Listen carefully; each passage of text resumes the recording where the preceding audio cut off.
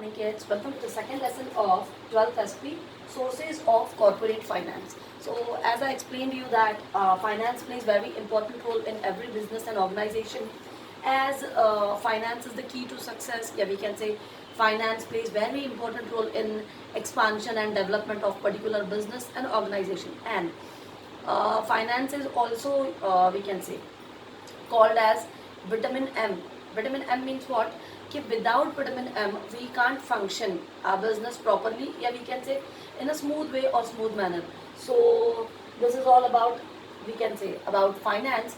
So today we'll talk about commercial banks. Ki exactly what is commercial banks?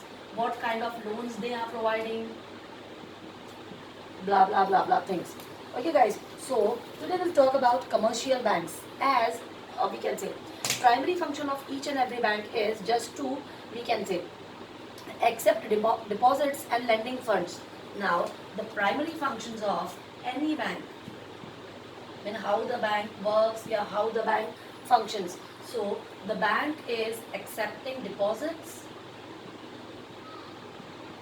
in forms of FDs and all, and in the same way bank is, we can say, lending, or we can say providing loans to needy persons. Okay, guys. So this is the primary function of every bank, that to accept deposits in forms of FD means fixed deposits, and to lend or to provide loans to needy persons, जिनको भी loan की ज़रूरत होती है उन्हें we can say loans provide करना. अब as I told you, the primary function of bank is to accept deposit from general public.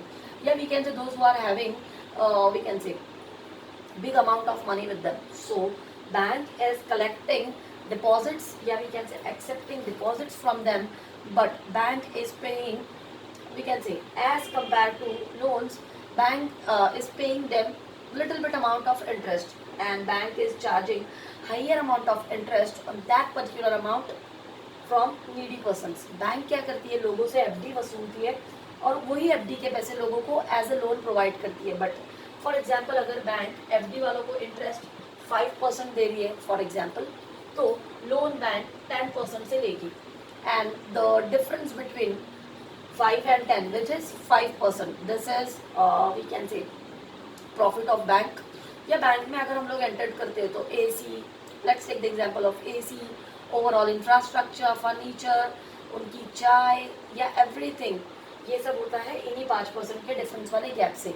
Okay guys, so this is the overall function of bank.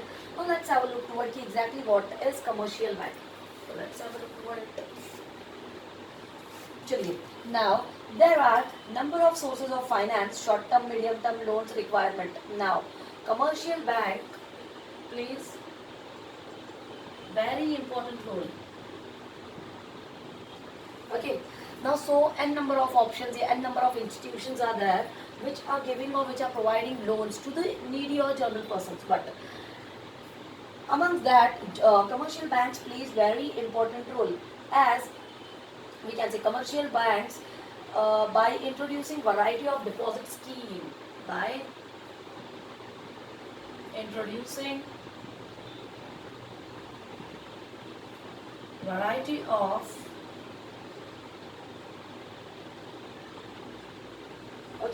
by introducing variety of deposit schemes tailored to individual deposits need, mop up savings of people, and to make these savings to meet varied requirements of corporate enterprises. Okay, now as I told you that commercial banks plays very important role. Okay, now let's have a look toward it ki how commercial bank plays very important role, by introducing a variety of deposit schemes, by charging interest, then by giving or providing loans, and blah blah things. So these are, we can say, the functions of commercial bank. commercial bank क्या करती है बच्चों, एक बहुत important role play करती है एक loan वाले सेक्टर में. जैसे कि बहुत सारे वैरायटी ऑफ सेक्टर्स हमें लोन प्रोवाइड करते हैं, पर उनमें कमर्शियल बैंक बहुत अच्छी होती है. जैसे इसका नाम ही है कमर्शियल. अगर हम लोग कॉमर्स के स्टूडेंट्स हैं तो हमें ये पता होना चाहिए कि कॉमर्स से ही ये वर्ड बना हुआ है कमर्शियल. एक्सक्यूज मी, अगर आपने ये वर्ड सुने होंगे बच्चों कि वी कैन से, एक एरिया होती है उसे बोला जाता है रेसिडेंशियल एरिया, एक एरिया होती है उसे बोला जाता है commercial area. So areas are divided into two categories. First one is residential, जहाँ पे सिर्फ घर रहेंगे या जहाँ पे लोग सिर्फ रहते होंगे. एंड कमर्शियल जोन या कमर्शियल एरिया मीन्स जहाँ पे बिजनेस ट्रांजैक्शंस कवर अप किए जाते हैं. तो अब हमारी बैंक का भी नाम वही है, commercial banks. Commercial banks means a bank which is helping, supporting, motivating, encouraging, yeah, we can say pushing a businessman, yeah, which helps a businessman in providing or in getting or taking loans. Got it guys? तो commercial bank क्या हो जाती है फिर कि जो हमारे trade और कॉमर्स को, जो हमारे बिजनेस को पुशअप करती है, मोटिवेट करती है, उसको वी कैन से एक्सपांशन के लिए, डेवलपमेंट के लिए हेल्प करती है, वो हो जाती है मेरी commercial bank. Now we can say let's have a look कि what kind of loans are provided by commercial bank.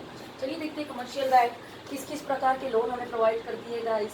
सो तो we can say commercial bank provide short term loan, medium term loan and long term loan. Okay, so these are three types, yeah, we can say categories of loan provided by the commercial bank. For needy persons, bank is giving or bank is providing short term loan facilities, medium term loan facility also provided by commercial bank, and long term loan facilities. तो ये सारे loans के facilities हमें कौन provide कर देती है बच्चों? वी कैन से हमारी कमर्शियल बैंक. तो we can say let's have a look toward some innovative schemes for disbursement of credit by commercial bank. commercial bank disbursement के लिए या क्रेडिट कैसे प्रोवाइड करती है उसका एक छोटा सा नीचे कुछ उसके पॉइंट्स दिए गए. तो आइए उन्हीं पॉइंट्स को हम लोग वन बाय वन चेकआउट करते हैं. The first one is overdraft. Okay, the first one is overdraft. Overdraft मतलब कि क्या, किसी बंदे को उधार में या we can say credit basis पे कुछ पैसे थमाना, उसे हम लोग बोल देंगे overdraft. Now let's see the same in English. Now guys, a company having current account with bank is allowed overdraft facility. The borrower can withdraw funds as and when needed. He is allowed to overdraft on his current account up to the credit limit which is sanctioned by the bank. Now, overdraft facility is usually we can say enjoyed by current account holder. मे भी आपको 11th के we can से accounts में थी ये सारी theory बच्चों कि करंट अकाउंट क्या होता है, सेविंग अकाउंट क्या होता है. अगर नहीं थी एक दो मिनट में एक्सप्लेन करती हूँ. Usually guys current account holders are businessmans. And why the name of the account is current account? Because as I told you that this is businessman's account. Let me write it. As I am telling guys that this is businessman's account. So businessman को पैसों की जरूरत कभी भी पड़ सकती है भाई. That's why the name of account is current account. Means by flick of second, yeah, by clicking like that you'll get money. Means wherever or whenever you want or you need money, you'll get the same. That's why the name of the account is current account. current account का नाम current account क्यों होता है बच्चों कि अगर for example मैं shock ले रही हूँ, बटन ऑन किया, शॉक ले रही हूँ, तो शॉक मैंने आज हाथ लगाया कल मिलेगा, ऐसे नहीं होता है. इमीडिएटली आपको उसका शॉक लग जाता है, मिल जाता है. दैट्स वाई इसका नाम रखा गया है बच्चों करंट अकाउंट. करंट मतलब एकदम झटके में, एक सेकंड में. अगर आपने बोला कि पैसे चाहिए तो भाई एक सेकंड में तो नहीं, 2-3 मिनट में आपको पैसा मिल जाएगा.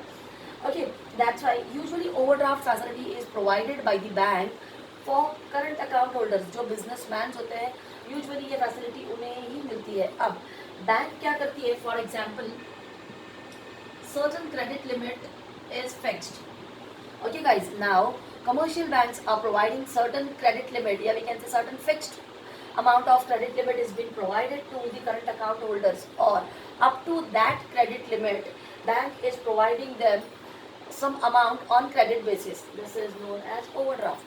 बैंक क्या करती है बच्चों, करंट अकाउंट होल्डर्स. अब बट ऑफकोर्स बिजनेसमैन है तो बैंक ओवरड्राफ्ट की फैसिलिटी उन्हें क्यों देगी कि जितना वो बिजनेस बढ़ाएंगे उतना बैंक को इंटरेस्ट मिल जाएगा एंड ऑल. सो अब यूजुअली जो हमारे करंट अकाउंट होल्डर्स होते हैं बच्चों वो बिजनेसमैन होते हैं और हम उनके लिए रेस्ट्रिक्शंस नहीं रख सकते. जैसे यूजुअली सेविंग अकाउंट्स के लिए होती है कि आप लोग महीने में दिन भर में से सिर्फ 30,000 एटीएम से विड्रॉ कर सकते हैं and all. But current account holders के लिए कोई लिमिटेशंस नहीं होती है क्योंकि वो लोग बिजनेसमैन हैं. अब वो बिजनेसमैन होते हैं, उनके लिए एक पर्टिकुलर लिमिट फिक्स की जाती है बच्चों की, इतनी अमाउंट तक के आप लोग पैसे विड्रॉ कर सकते हो. For example, credit limit of myself means Sabiha is 3 lakhs. For example, I am having an account in SBI Bank and bank is providing or giving a credit limit of rupees 3 lakh to me.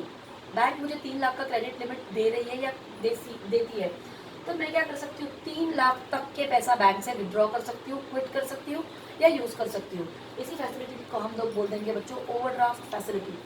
आइए देखते हैं अगली facilities मेरी क्या होनी चाहिए. Okay, अगली facility आपने बहुत से बच्चों ने ये नाम सुना ज़रूर रहेगा, बट पता नहीं इसके बारे में आपको डेप्थ में पता है या नहीं. Cash credit. चलिए इसको थोड़ा आसान कर देते हैं. कैश क्रेडिट तो कभी नहीं सुना रहेगा, हाँ, मगर आपने सीसी नाम ज़रूर सुना रहेगा. तो आइए देख लेते हैं ये क्या झमेला होता है मेरा कैश क्रेडिट या सीसी. जैसे कि उसके नाम से ही हमें उसका मीनिंग पता चल रहा है कि उधार में आपको कैश दी जाती है बैंक की तरफ से. करेक्ट बच्चों, कैश क्रेडिट. कैश दी जाती है उधारी में या उधारी में कैश मिलती है. चलिए देखते हैं कि एग्जैक्टली अब मेरा कैश क्रेडिट क्या होता है guys. It is also an important and popular form of financial aid. This form of credit is operated in the same manner as overdraft facility. The borrower can withdraw amount from his cash credit up to a stipulated limit based on security margin. Okay, security margin के तक का हम लोग cash withdraw कर सकते हैं. चलिए आगे देखते हैं और क्या होना चाहिए. Okay, on security margin cash credit is given against a pledge or hypothecation of goods.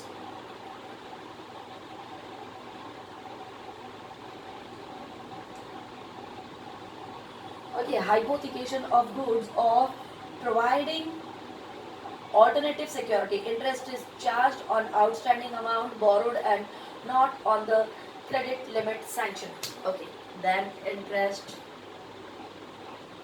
आइए स्टार्ट करते हैं. अब कैश क्रेडिट क्या होता है. कैश क्रेडिट यूजुअली ये भी हमारे बिजनेसमैन को ही मिलता है, जिसे हम लोग सीसी के नाम से जानते हैं. अब सीसी के अंदर क्या होता है बच्चों की, एक फॉर एग्जांपल मेरा साल भर में बैंक में जो भी ट्रांजैक्शन में कर लेती हूँ उसे हम लोग नाम दे देते हैं टर्नओवर. ठीक है. अब फॉर एग्जांपल एक साल भर का मेरा बैंक में टर्नओवर हो जाता है for example 10 lakh, for example 10 lakh.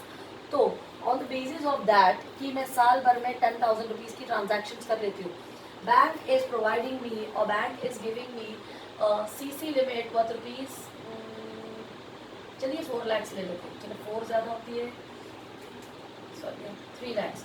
Okay, on the basis of that bank is providing me CC worth rupees 3 lakh. 3 lakh का सीसी बैंक मुझे प्रोवाइड करती है. अब क्या होता है बच्चों, ये एक सिक्योरिटी मार्जिन होता है. अगर मेरे बैंक में 10 लाख की ट्रांजैक्शन हो रही है तो बैंक मुझे 20 लाख का क्रेडिट नहीं, आई एम सॉरी, सीसी नहीं अलाउ करेगी. बैंक मुझे सिर्फ 3 लाख का सीसी अलाउ करती है कि जितना पैसा मैं बैंक में होल्ड करके रखती हूँ या रख सकती हूँ. अब इसे हम लोग बोल देंगे एक security margin. But of course bank मेरे ऊपर इतना ट्रस्ट कैसे कर देगी कि भाई 10 लाख इसका टर्नओवर होता है, मैं इसको 50 लाख का लोन कैसे दे दूँ, सीसी कैसे दे दूँ एंड ऑल. अब मैं उतना पैसा बैंक से विड्रॉ कर सकती हूँ, but the thing is that मुझे जैसे जैसे पैसे आएंगे वो बट ऑफकोर्स मैं बैंक में डालती रहूँगी. तो सिर्फ क्लियरेंस करते रहना है, पैसे निकालो फिर डालो, निकालो फिर डालो. एक बार ही निकाल लिए फिर भरे ही नहीं, नॉट लाइक दैट. उसे हम लोग बोल देते हैं सीसी अकाउंट. अब hypothecation of goods and all, अब ये हमें मिलता कैसा है, कभी कभी ये प्लेज के हिसाब से मिलता है सीसी, कभी कभी हाइपोथिकेशन के हिसाब से मिलता है. अब इसके ऊपर जो इंटरेस्ट चार्ज होता है, for example my CC limit was 3 lakh rupees, तो मुझे 3 लाख पे इंटरेस्ट नहीं चार्ज होगा. अगर मैंने उसमें से सिर्फ 1 लाख या वी कैन से सिर्फ 2 लाख क्विट किए या विड्रॉ किए तो इंटरेस्ट सिर्फ 2 लाख पर ही चार्ज होगा, ना कि मेरी लिमिट के ऊपर. ओके बच्चों, ये था मेरा सीसी अकाउंट. आइए देखते हैं अगला क्या होना चाहिए फिर हमारी कमर्शियल बैंक्स की तरफ से. अगला होता है बच्चों मेरा third, cash loans. Okay, the third one is cash loans. Now, under this, the total amount of loan is credited by the bank to the borrower account. Interest is payable on actual balance outstanding. Okay, cash loans means generally cash loans are provided to saving bank account holders या saving holders. Then apart from current account holder जिनको भी हमने loans and all देने हैं वो सारे आ जाते हैं मेरे cash loans में. मतलब उनको जितना भी loan, for example bank is giving 1 lakh loan, या we can say rupees loan worth rupees 1 lakh to Sabiha, so bank will charge interest on that principal amount. अगर बैंक मुझे 1 लाख का लोन दे रही है तो बैंक इंटरेस्ट भी उतने ही पैसों पे चार्ज करेगी. ये हो जाता है बच्चों मेरा कैश लोन. आइए अब एक और होता है मेरा, जो कि मेरा कमर्शियल बैंक का लास्ट पॉइंट बन जाता है, वो है बच्चों मेरा discounting bill of exchange. Discounting bill of exchange. चलिए स्टार्ट करते हैं कि exactly what is discounting bill of exchange.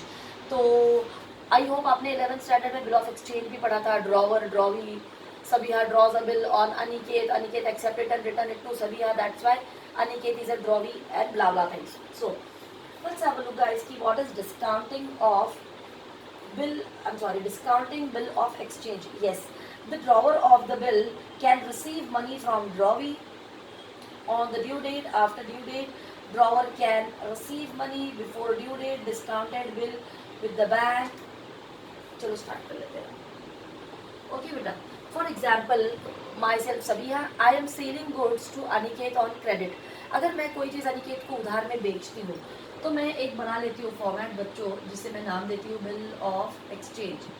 अब मैं यहाँ पे उसका अमाउंट डाल दूंगी कि भाई 10,000 रुपये है. यहाँ पे मैं अपनी साइन करूँगी, यहाँ पे अनिकेत साइन करेगा, और यहाँ पे बीच में कुछ कंटेंट होगा. इस फॉर्मेट को हम लोग बोल देते हैं बिल ऑफ एक्सचेंज. यस, अब बिल ऑफ एक्सचेंज क्या होता है? जो बंदा बना रहा होता है बिल, वो होता है ड्रॉवर. जिसके ऊपर बनेगा वो होता है ड्रॉवी. जो उसके पैसे पे करेगा उसका नाम होता है पेई. अब हमें इस लेसन में इस पॉइंट में देखना इतना ही है कि डिस्काउंटिंग बिल ऑफ एक्सचेंज में क्या होता है कि कभी कभी बिल है, फॉर एग्जांपल बनाया हुआ है, bill made by Sabiha on Aniket. Aniket के ऊपर Sabiha ने एक बिल बनाया हुआ है. अब क्या होगा कि Sabiha को 10,000 रुपया अनिकेत से लेना है ना, जो भी चीज़ें उसने बेची थी. अब अनिकेत क्या करता है, बिल बोलता है कि डिस्काउंट कर लो, तो थोड़ा मैं आपको वैकेंसी बैंक में जाके क्लियरेंस कर लो या बैंक में डिस्काउंट कर लो, तो उतना मैं आपको पैसे थोड़े कम दे रहा हूँ, ज़्यादा दे रहा हूँ, जो भी है. तो जो बिल हम लोग बैंक से जाके डिस्काउंट करते हैं, फॉर एग्जाम्पल अब मुझे अनिकेत बिल देने वाला था 3 महीना बाद. मैं अनिकेत को बोलती हूँ कि नहीं, मुझे कल के कल बिल के पैसे चाहिए क्योंकि मुझे बहुत ज़्यादा ज़रूरत है, अर्जेंट है. अब अनिकेत बोलता है कि 3 महीने के बाद में मैं आपको पैसे देने वाला था, तब मैं 10,000 देता था, बट नाउ अगर आपके डिमांड पे मैं आपको पैसा थोड़ा जल्दी दे रहा हूँ तो 10,000 के बदले मैं आपको 9,500 ही दूंगा.